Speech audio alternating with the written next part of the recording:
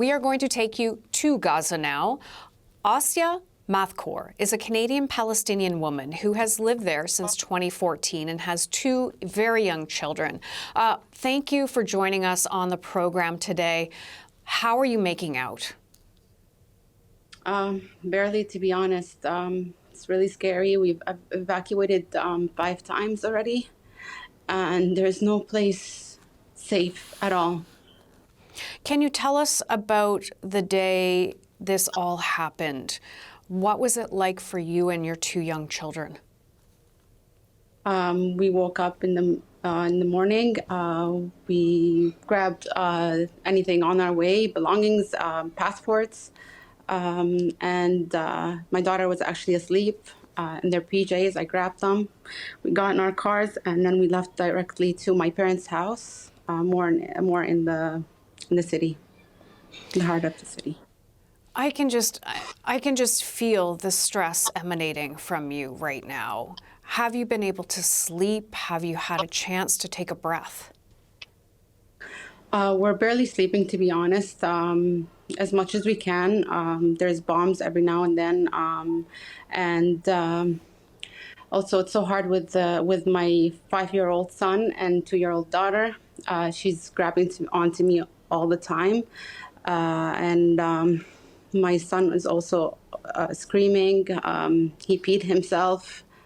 We had to evacuate our home, and it was the most scariest thing we had to go through, because seeing him in this amount of distress, trying to put it all together, try to leave safely, try to go somewhere safe. We tried to go somewhere secure. Give me a second. Take your time. Take your time. Security. It's okay. We tried to go to a safer area. Then we left to a more secured, supposed to be secured. I don't want to say the areas, to be honest. I'm truly terrified. And then we had to evacuate at 1 a.m. We went back to to another area, and then the morning of today, we went back to another place, supposedly secured. As soon as we get in there, we get into the rooms, and then we hear a bomb going down right across the street. And then there was, they told us we have to evacuate, but there was phosphorus bombs. And we had to actually cover our nose. I tried to get my daughter to put the napkin with the water in her nose so it doesn't burn. And then we had to wait for the ambulance for it to be secured. Then we got in the car in a hurry. Now there's a lot of people, many cars in that area, so we had to go all in one. Then we went back to another place where we are now, supposed to be safe till now. There's bombs. We can hear bombs going off, either close, far, by the sea. You can hear it. Gaza is very small, so you can hear and feel every bomb that's going down.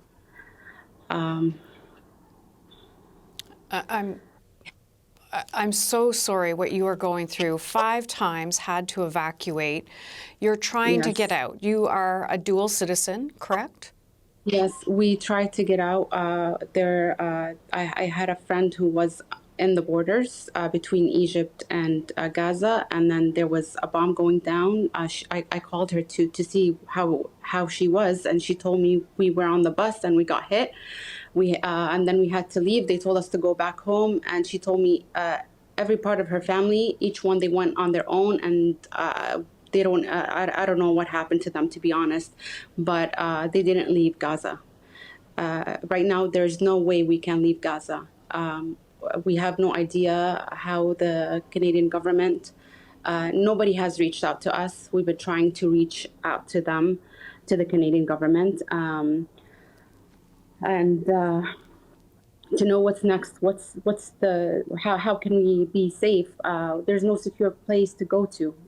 They say go to the Norwa schools. Many of them were bombed, and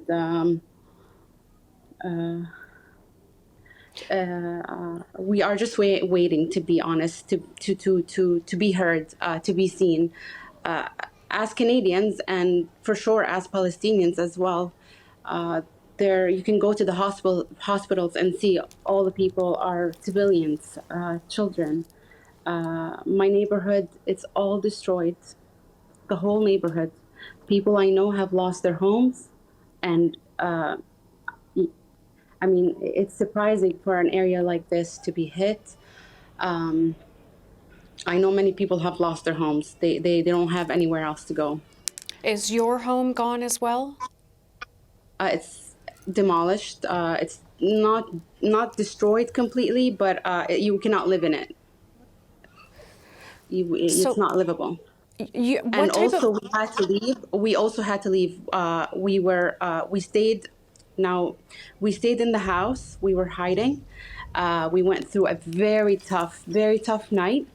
And then the next morning, by noon, somebody, a lot of people were coming back to check on their homes, check on their shops. And people came and said, you need to get out. They are telling us to leave the area right now. They're going to bomb all the surrounding buildings that's left in the area. So that was the most scariest part. I'd say we had to run, grab our belongings again, and leave on foot on the rubbles. I'm not sure if I could describe it. It's like a ghost town. You're walking in ghost town. There's nobody. Everything is bombed around you. We tried to get a car, anything that's passing by as we're walking. So of course, we are scared as we're walking, because the buildings could be bombed any second around you. So what type of contact have you had with Canadian officials to help you? Many of my friends who have sent me links and emails that I could send to and explain my situation. I have sent them on WhatsApp, and then they were telling me I have to email them, and then I have to send here and there, and it's an emergency, you know what I mean? And there's right now there's as you can see, I have electricity and internet, but in the next second, in the next hour, I could not, because now it's running on a motor.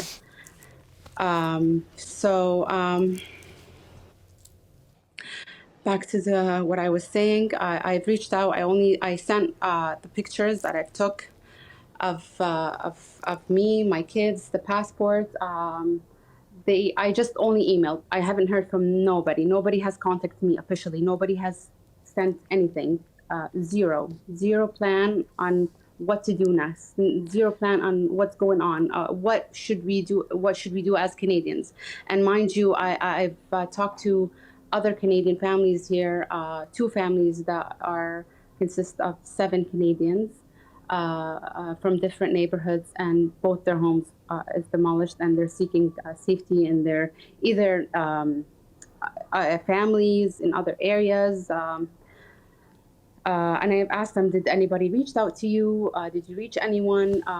No, nobody. No, none of them said that anybody's reached out to us, or we had any reply on what can we do as Canadians. Let me just tell you one piece of information that we did get here in Canada today from the Minister of Foreign Affairs, which likely you haven't heard as of yet, because we did ask this question. With the blockades in Gaza, and the only way out is through a specific airport, how are those Canadians supposed to get there? The word is that Canadians out of Gaza, the word was from the Minister of Foreign Affairs that they're working with the United Nations on this. That was pretty much the answer at this point. What are your thoughts on that? How? when there's bombs going everywhere from the sky coming down on us. I just told you, my friend, she was on the Egyptian border, and they got hit. Mm-hmm. So With when we were driving from one area to another, we had to go very fast because it was getting hit so badly by the sea. So I don't know what area. Everything is demolished. I mean, everything is demolished. Every neighborhood is demolished. How are you going to go? I don't know. To be honest, I don't know how they will be able to take us out or in what way. I really hope so, that they tell us as soon as possible. They don't leave us stranded waiting for 10, 20, 30 days until we hear from them. Sorry. It's okay. Take a breath.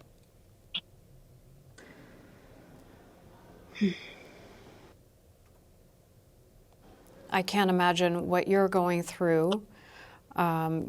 Again, you are in Gaza right now. We don't want to give specific locations because of fear of your safety.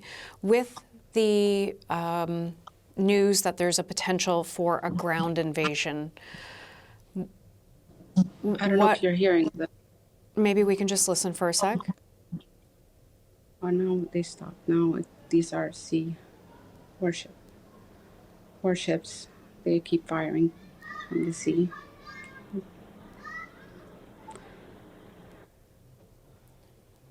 Are you okay? Are you going to be okay? Yeah. With the news of a potential ground invasion, what have you thought? That's very scary. I mean, I keep asking my father, like, what's going to happen to us if they invade? Like, what's going to go? What's going to happen? What's going to happen to us? He told me they would separate all of us and they put us in areas, and they will go and search for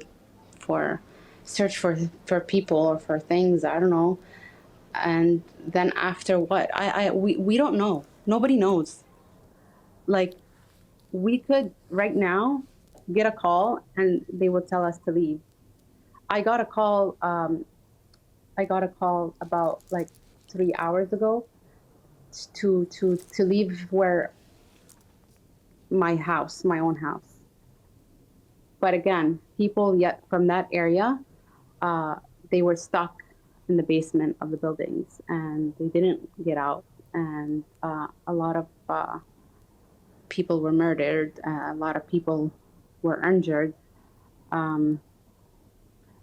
I think it's safe to say people didn't expect this kind of bombs dropping on us. It's not normal. It's not normal. I mean, I like you said, I have been here since 2014. I went through 2021. We haven't seen anything like this. People don't understand what's going on. Nobody. People are losing their homes, their mother, their children, their spouse, their everything. So people are in shock. Everybody's in shock. Asya, We don't know where to go. Like as we're like right now, if they told us to leave, like where we're gonna go? What shelter? There's no shelters. There is no shelters in Gaza. There's no underground shelters where we get a siren. Hey, it's time for you to go to shelters. So we would leave running, go to the shelters. It's safe. There's no safety here. Asya Mathkour in Gaza, I hope you find help. I hope so. And we are hoping and wishing you all the best. Thank you for the time today. Thank you.